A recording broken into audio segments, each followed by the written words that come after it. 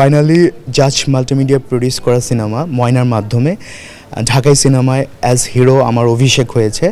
Finally এখন আপনার troll করে বলতে পারবেন না ও কিসের নায়ক, ওর সিনেমা মুক্তি পাইছে, অ্যাটলিস্ট এটা কেউ বলতে পারেন অলরেডি রিলিজ হয়ে গেছে।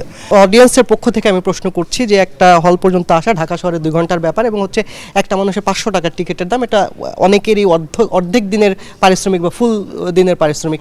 তারা এই সময়টা এবং এই টাকাটা খরচ করে আপনার সিনেমাটা দেখতে এসে কি নিয়ে ফেরত যাবে, তার লাভটা কি হবে? আমার ছবি ফার্ম গেটও চলছে, আনন্দ হলে চলছে, বিজিভি হলে চলছে, শ্যামলী হলে চলছে। আর তারপরে যদি মনে করেন 500 টাকা খরচ করে কেউ হলে সিনেমাটা দেখতে আসলেন, তারা একটা লেসন নিয়ে যাবে যে আমার ছোট বোনকে প্রপার গাইডলাইনটা দিতে হবে, আমার মেয়েটা টিনেজার, তাকে আসলে সঠিক দিক নির্দেশনা দিতে হবে।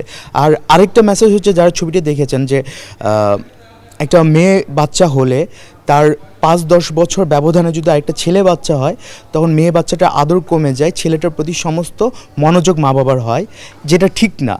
আসলে পরিবারকে তার ছেলে মেয়েকে সমানভাবে প্রপার গাইডলাইন দিতে হবে, প্রপার টেক কেয়ার করতে হবে, একটা আম 2 ভাগ করে 2জনকে দিতে হবে। সবচেয়ে বড় লেসন হচ্ছে জীবনটা আসলে সুন্দরভাবে পরিচালনা করতে হবে। আপনার জীবন নিয়ে জুয়া খেলতে পারেন না, আপনার একটা সিনেমা নায়িকা হওয়ার লোভে আপনি প্রডিউসারের সঙ্গে বেড শেয়ার করতে পারেন না। আসলে আপনার হাজব্যান্ডের, আপনার শাশুড়ির কথা আপনার ভালো লাগছে না, হাজব্যান্ডের কথা আপনার ভালো লাগছে না, আপনি আপনার পরকীয়া আরেক ছেলের সাথে ভেগে যেতে পারেন না আসলে। তো এরকম নানা রকম লেসন আছে। আপনি মা বাবাকে বলছেন যে আপনি কলেজে যাচ্ছেন, স্কুলে যাচ্ছেন, আপনি দেখা যাচ্ছে বয়ফ্রেন্ডের সঙ্গে লিটনের ফ্ল্যাটে আছেন, এগুলো করতে পারেন না। তো লেসন আছে ভাই, লেসন আছে, কিন্তু সব কিছু ঊর্ধ্বে হচ্ছে you have to come to the theatre and watch this movie. সব আলো শুষে নেয় অভিনেত্রী নায়িকারা, যেটা এখানেও আমরা দেখছি সব ক্যামেরা গ্ল্যামারের পিছনে। সেখানে আপনি 3 জন নায়কের মধ্যে 1 of 3 আপনি একজন। আপনাকে মনে হচ্ছে যে আপনার পাওনাটা আপনি পাচ্ছেন না? আপনি দেখেন প্রিয় মালতী সিনেমাটা মেহজাবিন অভিনয় করেছে মালতী ক্যারেক্টার, ওখানে সম্রাট শাহজাহান আছেন, আরও অনেক বড় বড় তারকা আছেন, পোস্টারে শুধু মেহজাবিন এবং সবখানে মেহজাবিন। এটা হচ্ছে কি নারী প্রধান সিনেমার ক্ষেত্রে হয়, এটা নতুন না। আমি আপনাকে বলেছি 3-4টা হিরো থাকলেও আমি গ্রাম শহর সব জায়গায় সমানভাবে বিস্তৃত আমার ক্যারেক্টারটা, কিন্তু অন্য হিরো হয়তো গ্রামে আছে, হয়তো শহরে আছে। আমার ক্যারেক্টার লুকটা ডিফারেন্ট, রকস্টার, একটু ফ্যাশনেবল ক্যারেক্টার, একটু ফ্যাশনেবল ড্রেস ক্যারেক্টার। তো আমাকে অন্য নায়করা ওভারশেডো করে নাই। শেষ পর্যন্ত নতুন ডিরেক্টরের একটা সিনেমা দিয়ে আপনি ডেবিউ হলো কেন?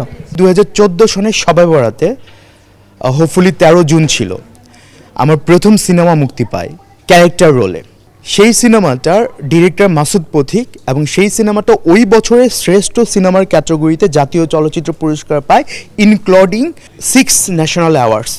আপনি দেখেন 11 বছর পর অ্যাজ হিরো আমার অভিষেক হয়েছে কবে? শবে বরাতে, এবং জাজের ব্যানারে। হ্যাঁ, আমি ডিরেক্টর দেখি নাই, ইটস ট্রু, আমি জাজের ঘরটা দেখছি, কিন্তু এটা নিয়েও রিগ্রেট নাই। উনি চেষ্টা করেছে ওনার মতো করে ভালো করার, হয়তো চেষ্টাটা অনেকের কাছে 19-20 মনে হতে পারে, বাট সে চেষ্টা করেছে।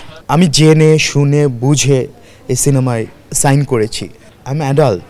আমি তো সিনেমার গল্প শুনেছি, সিনেমাতে আমার ক্যারেক্টার শুনেছি, আমি একটা প্লে বয় ক্যারেক্টার করেছি, রকস্টার। তো আমি বুঝে শুনে সিনেমাটাতে সম্পৃক্ত হয়েছি। তবে হ্যাঁ, কোনো সিনেমায় মানে শতভাগ নির্ভুল মেকিং হয় না।